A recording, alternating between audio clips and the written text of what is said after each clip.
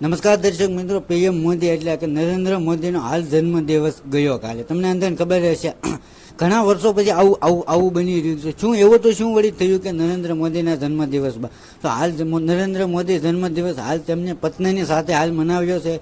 હાલ ઘણા વર્ષો પછી આવું જોવા મળ્યું છે.